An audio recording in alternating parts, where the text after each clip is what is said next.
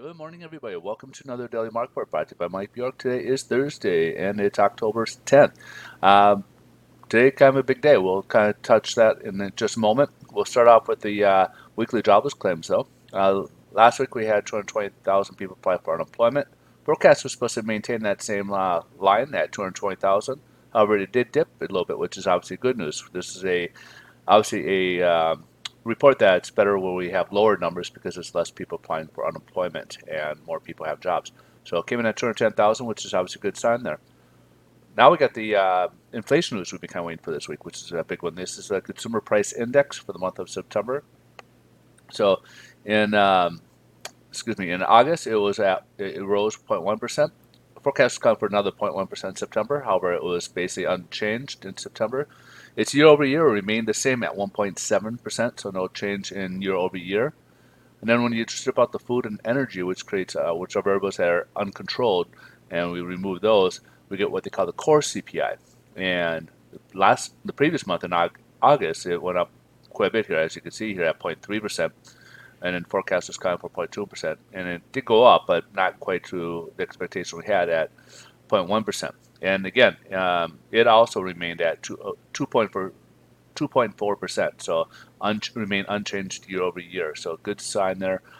This is kind of easing concerns about possible rise in inflation because the Fed is in a rate cut cycle, and investors are hoping that they can continue rate cutting rates. And if inflation continues to rise, that would alert the Fed may dissuade them from cutting rates further. If Because part of the Fed's fight against inflation is raising interest rates because it means things are going too well, and this is obviously a good sign here.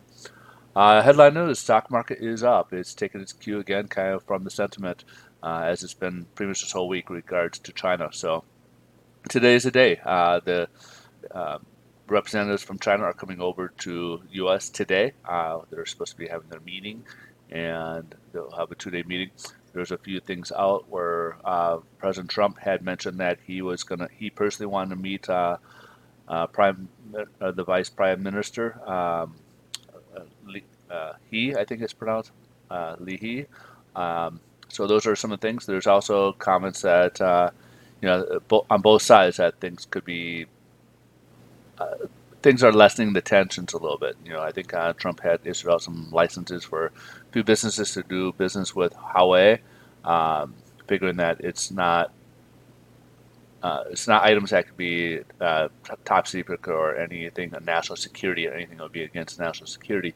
So he allowed a few businesses to go ahead and deal with Huawei to try to ease tensions, and both sides are kind of working towards some type of settlement. So both sides seem to want some type of settlement come up sooner than later. So this is kind of an important meeting here, and we'll have to see if anything develops. Meanwhile, we'll also have a few Fed speakers speaking today, so this could be important if anyone says something that could, obviously alert to the Fed's thinking in terms of, that could pose as any insight to a possible continuation of Fed cut on its meeting at the end of the month here. So those will be they'll be listening to what the Fed speakers have to say today. Let's go ahead and see how this is playing out in the bond market. Bond market is dropping again further, as we can see here. We are going to be. It looks like we're testing right now the 50-day moving average. We'll have this dual floor of support here, which will kind of help us out. I think this hopefully will be a tough one here. But as you can see, we were in kind of an oversold position. We had this trend reversal here, and that's kind of what we're playing out here on the stochastic calendar here. And anything about this green line is overbought position, and down here is oversold position. So we're trying to get back into this territory where it's kind of more neutral. Same thing with the yields. It was an oversold position, and now it's trying to work its way up. Had a trend reversal, and now it's up against its 50-day moving average. Right now it sits at about 1.64, and bonds are down about 19 basis points. So that translates to a little bit higher interest rates today. We'll see in interest rates. All right, so that's pretty much a wrap. If you guys are in California wanting to buy or refinance, I'd love to hear from you guys. Help my business out, greatly appreciate it. The best way to reach me is direct message me or send me an email. Email is probably really the best of the two. I am a senior mortgage planner with Pinnacle Home Mortgage and our home loans, and we do offer quite a few different loan programs. So there's probably something there we could help you with in terms of whether it's pre-approval to buy, or if you're looking for some different solutions. I've helped people, first-time real estate investors, helping them from scratch, now having a nice portfolio to, and we're always continuously planning with those guys, because the more properties you have, the more planning you need to develop, because things get to be a little bit tighter in terms of trying to find financing when you have a lot of finance properties.